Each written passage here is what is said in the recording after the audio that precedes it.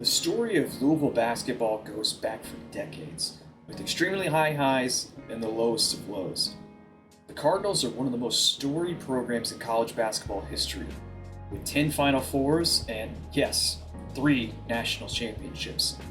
However, that prestigious history took a long time to develop.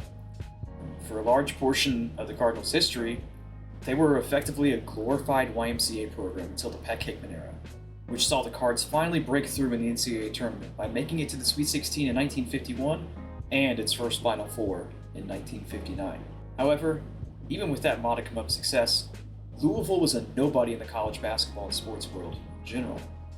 But that would change when Denny Crum was hired away from UCLA under the greatest basketball coach in history, John Wooden. Coach Crum would become the godfather of the Louisville basketball program, making it a powerhouse in the sport. In his 30 seasons with the school, he took them to 23 NCAA tournament appearances, 16 Sweet 16s, 6 Final Fours, and 2 national championships, making him not only the greatest coach in Louisville basketball history, but one of the best coaches in the sport, period. After Coach Crum retired, Louisville more than filled his shoes by hiring Rick Pitino away from the Boston Celtics, who was also the former leader of its bitter arch-rival, the Kentucky Wildcats, who he also led to a national championship in the 1990s. Pitino's tenure started somewhat slow relative to the school's expectations, but the Cards would re-emerge as the top team in the sport in 2005 by making a run to the Final Four as a 4 seed and making a dramatic comeback in the Elite Eight against John Beilein's West Virginia Mountaineers, who made what felt like 35 fucking threes against the Cards. Following that season, Louisville moved to the Big East, which at the time was the greatest basketball conference in college basketball history. And during that era in the Big East from 2005 to 13, the Cardinals were the class of the conference, winning 3 conference championships and reaching 4 Sweet 16s, 4 Elite Eights, 2 Final Fours, and 1 national championship win against the Michigan Wolverines, which would later be vacated.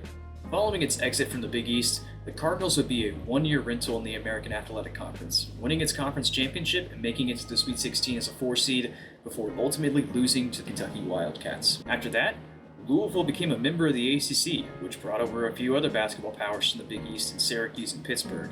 The Cards would start out hot in the conference by making a run to the Elite Eight in their first season before ultimately falling in overtime to Michigan State. At this point in time, it felt like a foregone conclusion that Louisville would continue making runs in the NCAA tournament under Rick Pitino. The momentum didn't seem to be slowing down either, as the Cardinals easily retooled in the offseason and were threatening again as national title contenders. But as quickly as Louisville rose, its fall was much faster and much harder. We are back now with the woman at the center of the sex scandal involving one of the top college basketball programs in the country. She's speaking out to ESPN's Outside the Lines about the allegations against the University of Louisville team.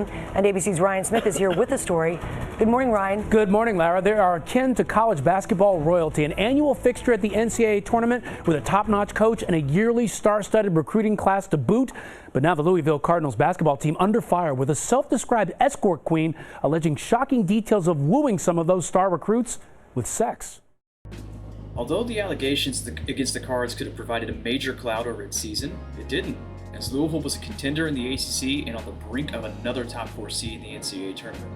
The Cardinals were riding high in February of the 2016 season, coming off a home win against the second-ranked team in the nation, the North Carolina Tar Heels, who would suffer the most brutal loss in basketball history that season in the national championship. Length of the court with Archie Diacono. 3 seconds at midcourt. Jenkins gives it to Jenkins for the championship.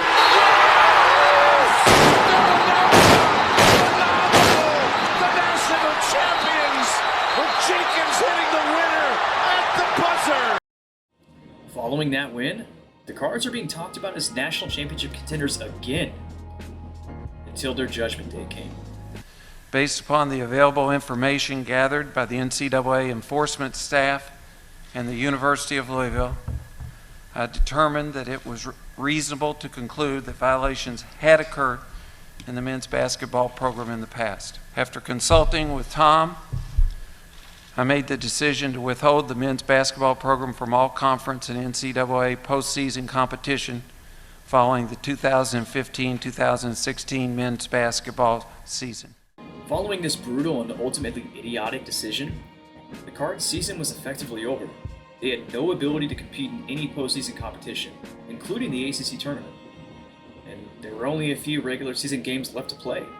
However, the team didn't quit, finishing strong down the stretch, including beating Duke at home, who had Grayson Allen, Brandon Ingram, and Luke Kennard, and would also go on to the Sweet 16. The roster for the 2016-17 season was looking elite on paper, so there wasn't much pessimism around the program. That hype around the team was well-founded, as the Cardinals were a top team in the country and earned a 2 seed in the NCAA tournament. Yet, even with all the star power on the team, including perennial All-Star Donovan Mitchell, Louisville ultimately fell to Michigan in the second round, which is a rematch of the 2013 National Championship game. Even though they lost, it still felt like business as usual, as the incoming roster was likely to make another run at the tournament until a bomb dropped on the program right before ball practice started.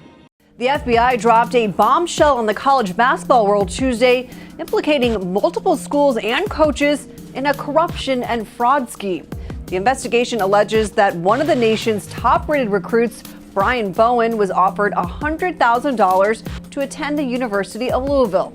The allegation states that the money was offered by an Adidas executive with the understanding Bowen would sign with Adidas once he turned professional. Bowen committed to Louisville in early June. The university has acknowledged the investigation into the basketball program and will cooperate with law enforcement. Once Rick Pitino and athletic director Tom George were fired, it felt like the program had just been executed. Its longtime Hall of Fame coach was gone, as was the AD that quite literally made Louisville sports what it was. Moreover, the basketball season was set to start shortly, so a new staff was put together, with the lone survivor of the old regime, assistant coach David Padgett, as the interim coach. All things considered, Padgett did a solid job steering this ship, as the Cards went 22-14 and were on the brink of an NCAA tournament bid, until the school suffered arguably its most crushing defeat in history. After the season was over, a replacement for Rick Pitino was found in upcoming star Chris Mack, who held an excellent coaching record at Xavier, a small private school not known as much of a basketball power. It seemed like things would be fine, as he picked up right where we left off, winning 20 games and reaching the NCAA tournament as a 7th seed. The next year looked even better, as Louisville retained most of its roster and had an extremely successful season, even being ranked the #1 team in the country for a time. However, we'll never know what could have been, as the coronavirus shut down the season, ending the careers of many in college basketball. To make things worse, the year after that was a semi-disaster, as Louisville only went 13-7 in the COVID-shortened season, and were the first team left out of the tournament. Because of this, Chris Mack was forced to fire 2 of his assistant coaches, Luke Murray, the current Army Tech of UConn's unprecedented success, along with being the son of Bill Murray, and Dino Gaudio, a longtime coach and friend of Chris Mack. Murray was fired with relatively no issues, but Gaudio wouldn't go down without a fight, even threatening to extort the program for utilizing graduate assistants in practice, which was, at the time, a minor violation, but is now legal. Mack recorded this conversation and reported it to the administration and the proper authorities. However, it was discovered that Mack edited the video in his favor, leaving out parts that made him look bad. Because of this, the school president and AD suspended Mack for the first 6 games of the 21-22 season. And that season would start off strong, even without Mack. However, when he did come back, it looked as if he and the team as a whole lacked any desire to compete. As a result, the Cardinals won 13 games again that season, and Mack agreed to separate with the school in January of 2022 during the middle of the season. Chris Mack is leaving the University of Louisville. The head basketball coach just talked to WDRB's Dalton Godby before the executive meeting over at the university in Dalton. What did he have to say? Scott, he told me that he is no longer the head basketball coach at the University of Louisville. He said it plain and simple. After this, many fans voiced their desire to have former Louisville great Kenny Payne and longtime college and NBA assistant to be hired as the school's next head coach. There were many reservations regarding Payne, as he was an older man who had never been the head coach at any program. However, because of his perceived recruiting prowess from his years in Kentucky and his apparent big man development skills and status as a Cardinal legend, he was given the job. But from the beginning, there were red flags at almost every turn, with Payne repeatedly reminding the fan base that he didn't want the job and was convinced to take it. Moreover, his apparent ability to recruit was non-existent during the offseason, as he barely put together a functioning roster and didn't even have a single true point guard. Kenny Payne's staunchest supporters defended his moves at every turn, but the ever-growing crowd of concerned fans would be even louder as the Cardinals in Payne's first ever game as a coach. easily lost at home in an exhibition game to a D2 school called Lenore-Rhyne, who most people in college basketball, including the sports experts, didn't even know existed. And things continue to get worse, as Louisville barely scraped by another D2 school in an exhibition game against Chaminade, and would start the season 0-9 with several losses to absolute bottom feeders in the sport, including local mid-major Bellarmine University, who is a fresh face in Division I. The Cards would finally get a win against in-state rival Western Kentucky, but the season was over before it even began. Kenny Payne throughout the year would take no accountability, and the team would ultimately finish 4-28. By far its worst season in history, including its time in the Pee Wee leagues of college basketball. Payne's final press conference of the season would also bring a gym filled with dog shit around it, as he delivered one of the most infamous quotes of his tenure, which is saying something. When you think about, and the coaches on your staff, how do you go about talking to them about, taking stock in how they did this year and coaching with you and, just building that staff and continuing to, move forward? Still don't understand the question, but I can tell you I have one of the best staffs in college basketball. I can tell you that there are unique individuals that have had so much success in this game. I can't believe you just asked that question because you're looking at guys that have accomplished more in their life as players. Forget coaching. Their experience in life is why I hired them. They are great coaches, and they gave these kids love every day. I don't even understand the question, what is there to evaluate? The amount of word vomit and lack of accountability Kenny Payne oozed would enrage fans, with many wanting him fired after just one season. However, even with how awful he was, Kenny Payne was given another year to right the ship. The roster Payne built for his second season was much better than his first, but still severely lacked depth and sensibility in terms of roster construction. This was evident almost immediately, as Louisville lost yet another exhibition game to a D2 opponent, this time in measly Kentucky Wesleyan. Payne would say this after the game, which is the beginning of the end of his tenure. We can't beat teams with talent. We're never going to be the most talented team, but we can beat them with fight. Following this disaster, Louisville would still struggle with and often lose to mid to low major schools in the sport. The Cards would finish with a record of 8-24, ironically doubling its win total from Payne's first season, which is almost unbelievable to say, considering the overall status of Louisville in college basketball history. And unsurprisingly, Payne was then succinctly fired, and the search for a new coach began. After an admittedly messy coaching search, Louisville honed in on Charleston head coach Pat Kelsey, who was fresh off a 30-win season and back-to-back NCAA tournament appearances at a mid-major school in Charleston.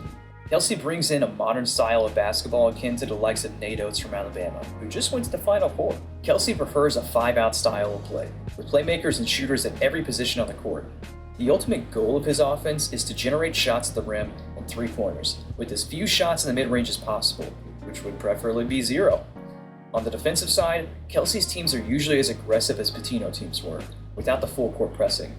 The point of his defense is to trap ball handlers on the perimeter, forcing poor decisions and shots, which lead to runouts and easy buckets on offense. The pace of play of Kelsey-led teams is extremely quick but organized, which is a welcome reprieve from the awful and still inexplicably unknown style of Kenny Payne's teams. In terms of roster construction, Louisville overhauled its entire team except for walk-on Aiden McCool. Because of this, Pat Kelsey had to lean heavily on the transfer portal to construct a roster that caters to his play style. It's safe to say that his ability to recruit and put together a competent basketball team is many, many levels above that of Kenny Payne. Now we're going to move on to actually talking about the team and specific players. And we'll start with the guards, which is a bright spot of the roster. I'm going to start with Chucky Hepburn, who's a graduate transfer from Wisconsin, which lost in this year's tournament as a 5 seed to James Madison, with its best player, Terrence Edwards, also making his way to Louisville. Hepburn is a bullish defender and is arguably the best defensive guard in college basketball. He follows that defensive prestige with nearly a 3-to-1 assist-to-turnover ratio, which is ungodly. And this also means he's an extremely capable floor general for what Pat Kelsey needs. Furthermore, he shot 40% from the floor, which is not that great, but 37% from 3 for his career, which is extremely good for his status. With that said, Hepburn was one of the better players out of the portal and will become an instant leader for this Cardinals team. Hepburn didn't shoot very well in his 2 exhibition games in the Bahamas, which saw Louisville look incredibly polished relative to the time of the year. However, with that said, his defense was as strong as advertised, and he had 11 assists to go along with it. It seems like he'll be a steady hand for the Cardinals this season. Next up, we have Corin Johnson, or as a lot of UofL fans are calling him now, Scorin' Corin Johnson. He is an extremely smooth game, similar to former Card and longtime NBA player Terry Rozier. I think of him as a microwave off the bench, which makes sense, as he won Pac-12 6th Man of the Year in Washington last season as a sophomore.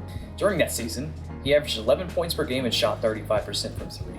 His instant offense off the bench will feel similar to that of Jordan Clarkson from the Utah Jazz, but he's going to be much more in control, as well as being a capable defender. The next and final true guard to discuss is Rain Smith, who followed Pat Kelsey from Charleston to Louisville.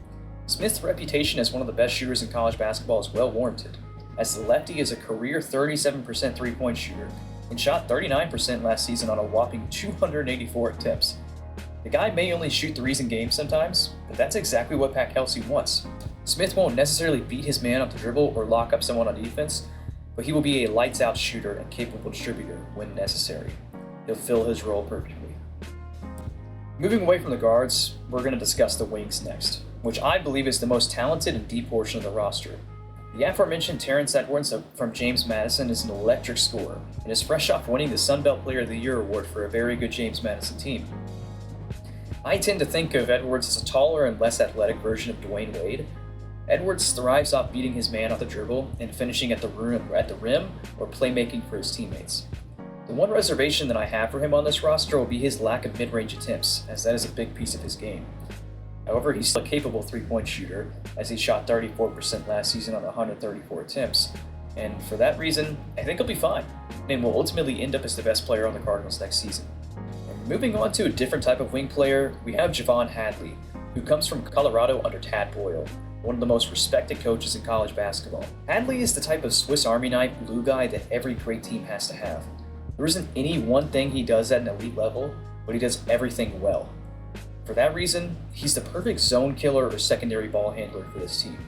He also has the ability to break down the defense at times, especially when he gets the ball in the paint at the point of attack. For his career, he's averaged 9 points, 4 assists, and 5 rebounds, while shooting 52% from the floor and 38% from 3, albeit not on too many attempts, as he only shot 48 of them last season, so don't count on him to light it up from the outside, but that's not the point. What his role is going to be is to keep the defense honest from the outside, but be a playmaker for his teams and finish at the rim. Now we're going to move on to discussing a very unique player relative to a Pat Kelsey coach squad, and Abubakar Traore, or as he goes by, Kadir. The reason Kadir is so different from a normal Kelsey wing is that he's not a three-point shooter at all. Last season at Long Beach State, he shot a whopping 8% from 3. However, he averaged 12 points, 5 assists, and 8 rebounds on an NCAA tournament team, making him an extremely well-rounded player. The thing is with him, he plays like a power forward, but he's only 6'5". And the thing is, he's ridiculously athletic, which makes up for that. And it also helps him be one of the best offensive rebounding wings in the country. It's going to be interesting to see how he fits in on the roster, but his intangibles alone make him a player that has to be on the court when it counts. Moving on from Traore, we're going to discuss maybe the most interesting player on this roster, Kason Pryor. Pryor's a unicorn-type player, standing at 6'10", but with the ability to pass, shoot, and handle the ball like a smaller wing.